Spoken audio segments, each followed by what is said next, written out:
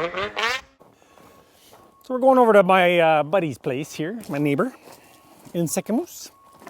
Let's go see what goodness he's got. The Popo!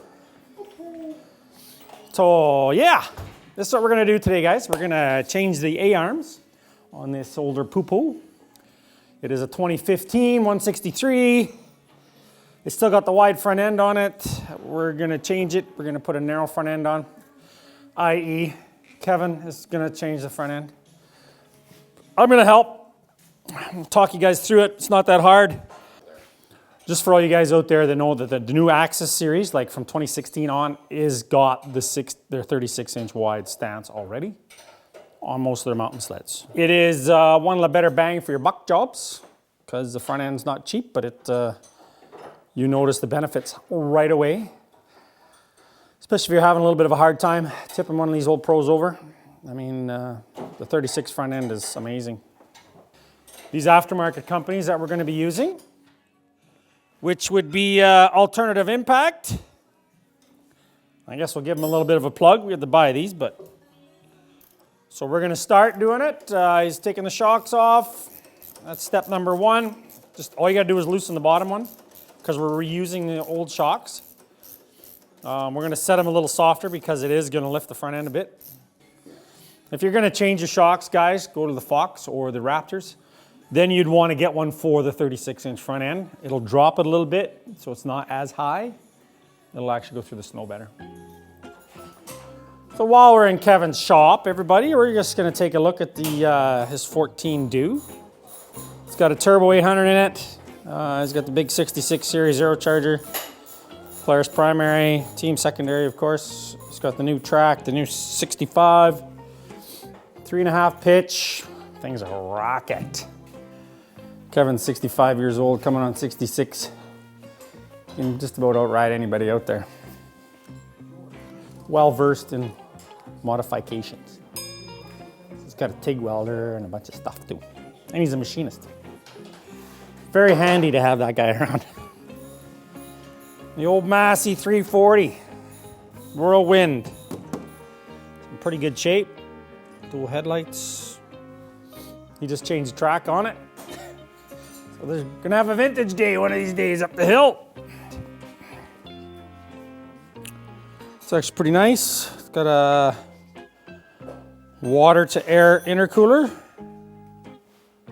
which is kind of neat and trick. 66 series, zero charger. Thing hauls ass when it goes. A little older chassis, stays a little flatter. 174, nice and long.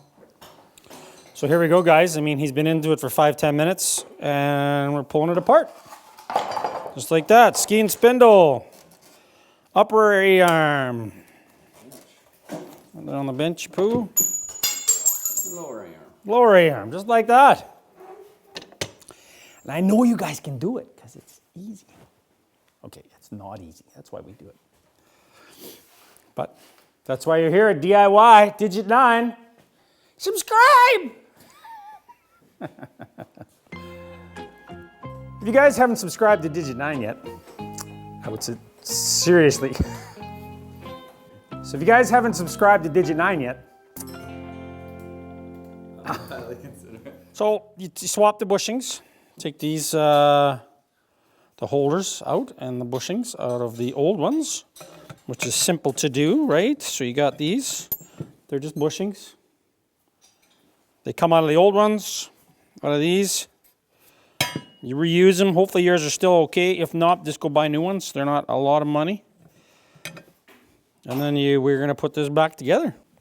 We're DIY guys. We enjoy doing this. We don't get paid for it, but to get someone to do this at a dealer would cost you probably about $500 just in labor, would it not? Yeah, it's about $600 US. I think for a kit, $600-700 depends how you want to go and how heavy duty you are. It's a nice upgrade for these older pros. It makes them handle a lot better. Ooh, check out the Loctite 242. Use blue on those nuts because red, you'll never get them off. I know, guys, you're going to say that, oh, it's a locking nut. But hey, it's a used lock nut. You got to make sure you put some Loctite on that sucker. because they will come off. And the last place you want it to come off is 40, 50K back in the mountains. It gets ugly. How do I know this? Yeah. So you can do all this with the leveling and the adjusting and the ski alignment. Everything can be done off of the stand when it's on the ground. You can tighten all your bolts, all your nuts. Everything can be done on the ground. That way it stays in where you put it and it's not going to wander on you. We ran into a little bit of a snag. Steering arms need to be shortened as well. I mean, we're narrowing the whole front end, so it just makes sense that the steering arms, steering rods have to be shortened as well. So I just want to make sure that there's enough threads. words of wisdom from our senior staff member. Make sure you got enough thread in the tube before you cut it off. It's so much simpler that way.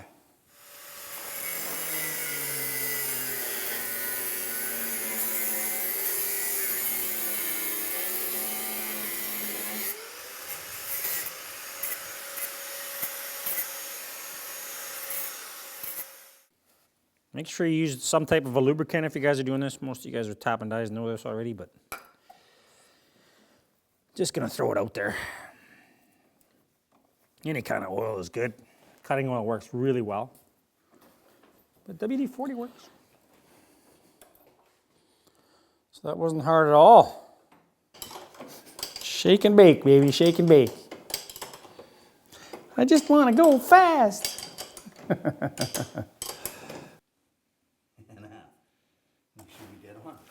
Should be good. Right? Yep. Half-inch toe out. Quarter-inch toe out, yeah. Total, if you can get it there. I mean, that's almost perfect. Quarter-inch toe out. And your sled's going to track really nice because the pressure is just going to keep the skis nice from moving in. If you guys haven't subscribed to Digit 9 yet, I would seriously consider it. I would seriously consider it. What an idiot I am. Oh my God. As per usual, some things just don't go quite as according to plan.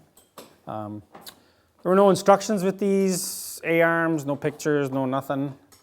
So we have determined that this left top one and the right top one are mixed up. So we're just going to swap them real quick.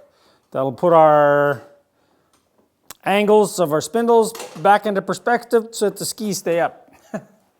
We kind of noticed that the skis were hanging a little low. I thought it was the rubbers, but a little closer inspection says that this is leaning ahead too far. So we're just going to swap sides and then we should be good. Yeah, so we didn't get anything. It's not Alternative Impact's fault. It's they were bought secondhand from a guy who knows a guy, you know, that kind of guy. So there was no instructions. So we're running into a little bit of a problem here, guys. This this rod end is a little too long. It's going to rub against the shock. So we're going to do what any good DIY guy would do, and we're going to cut it off.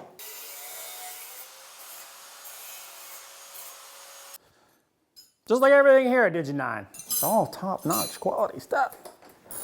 Like my pants. I got a couple holes in my jeans. People actually buy them with holes in their jeans. And you're giving me flack? Seriously? Check out the hat, though. Yeah, it's probably fucking hot. We got her all put together. She's GTO. Good to go. We're going to take her for a rip, make sure everything's nice and tight, and she handles good. We got the steering all nice and straight.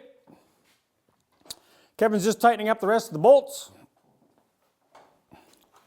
Just double checking, making sure everything's nice and snug.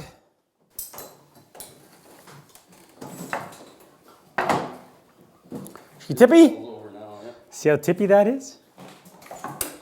Woo! That's gonna run. Oh. Yeah. I might want to drag this off on that. So there you go, guys. DIY. Change the front end on a sled. Oh, I like deuces. You guys can do it. I know you can.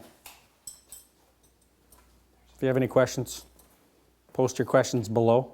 We'll get back to them as soon as we can.